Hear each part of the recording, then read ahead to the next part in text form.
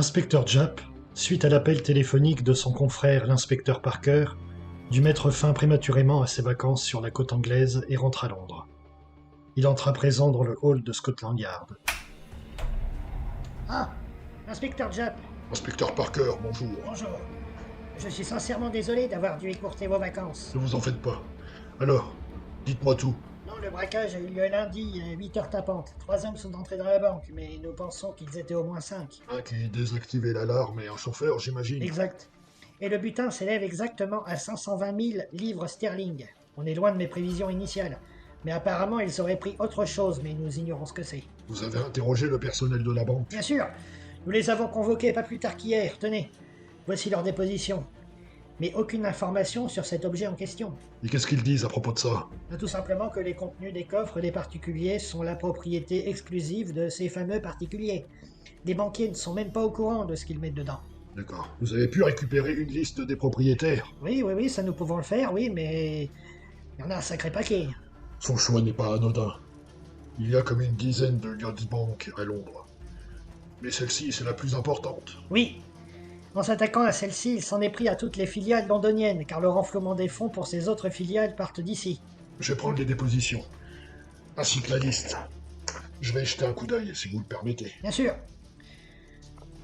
De toute façon, vous êtes impliqué, inspecteur, ou on veut vous impliquer.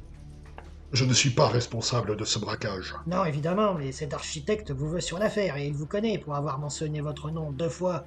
Une fois à cet agent bancaire, là, et la seconde dans un message vidéo. Faites voir. Je vous en prie. Suivez-moi. Brown, montrez la vidéo de la banque. Viens, chef. La voici. Pas de doute. C'est bien l'architecte. Vous le connaissez? Vous êtes un nouveau, inspecteur, ça se voit. Il se fait appeler architecte avec un A majuscule, comme vous avez pu le voir sur la carte de visite.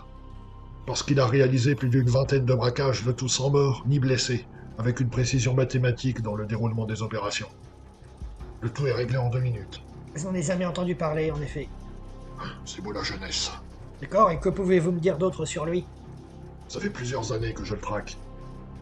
Ces dernières années, il s'est fait oublier, et puis j'étais occupé sur une autre affaire dernièrement. L'affaire Butternet, c'est ça? Par contre, celle-là, j'en ai entendu parler. L'arrestation du patron n'est pas restée sous silence. Et ça en a choqué plus d'un. Et on dit également que M. Poirot vous aurait aidé sur l'affaire, mais son intervention est restée discrète. Aucun journal télévisé, à ma connaissance, en a parlé, en tout cas. Monsieur Poirot m'a effectivement aidé, même beaucoup.